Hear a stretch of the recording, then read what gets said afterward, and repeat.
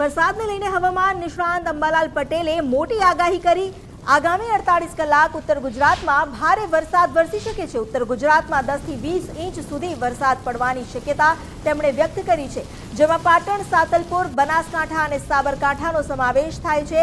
આ ઉપરાંત અમદાવાદ અને ગાંધીનગરમાં પણ વરસાદી ઝાપટા પડી શકે છે। વડોદરા, ભરૂચ અને મહીસાગરના ભાગોમાં પણ વરસાદની સંભાવના તેમણે વ્યક્ત કરી છે।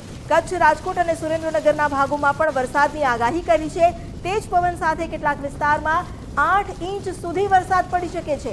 ખેતરમાં અગાઉથી પાણીના નિકાલની વ્યવસ્થા કરવા અંબાલાલ પટેલે ખેડૂતોને અપીલ કરી છે।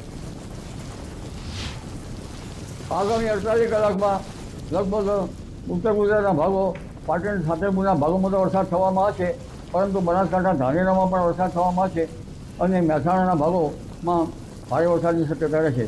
અગાઉના વરસાદને હાલના કુલ વરસાદનું એક્યુમ્યુલેશન લગભગ 15 થી 20 ઇંચ જેવો વરસાદ થવાની શક્યતા રહેશે।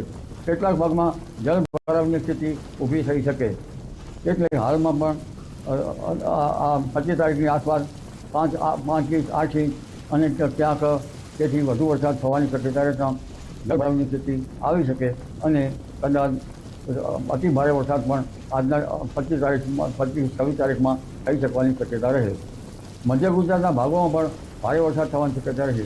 વડોદરાના ભાગોમાં અને લગભગ ભરૂચના ભાગોમાં, મહીસાગરના કેટલાક ભાગોમાં પણ ભારે વરસાદ થવાની શક્યતા રહેશે અને દક્ષિણ ગુજરાતના છૂટાછવાયા ભાગોમાં ભારે વરસાદ થવાની શક્યતા રહેશે।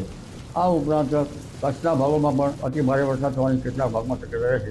આ ઉપરાંત રાજકોટના ભાગમાં વરસાદ થવાની શક્યતા રહેશે। સુરેન્દ્રનગર, ધાંગધ્રાના ભાગોમાં પણ વધુ કેટલાક ભાગમાં ભારે વરસાદ થવાની શક્યતા રહેશે। હળવદના ભાગોમાં પણ વરસાદ થવાની શક્યતા રહેશે, એટલે આ વરસાદી વહન આજે વધુ સક્રિય થવાની શક્યતા રહે।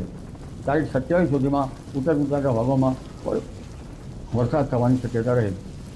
તારીખ 28, 29માં પણ ગુજરાતના કેટલાક ભાગમાં વરસાદ થવાની શક્યતા રહે। પરંતુ ઉલ્લેખનીય છે કે તારીખ 30મી જુલાઈથી ઓગસ્ટની શરૂઆતમાં બંગાળ ઉપસાગરમાં સિસ્ટમ બનશે, જેના લીધે પણ ગુજરાતમાં વરસાદ થવાની શક્યતા રહેશે। ખાસ કરીને દક્ષિણ ગુજરાતના ભાગોમાં કેટલાક ભાગમાં ભારે વરસાદ, તો કોઈ ભાગમાં અતિ ભારે વરસાદ થવાની શક્યતા છે। ગુજરાતના ભિન્ન ભાગોમાં પણ વરસાદ થવાની શક્યતા છે। જી।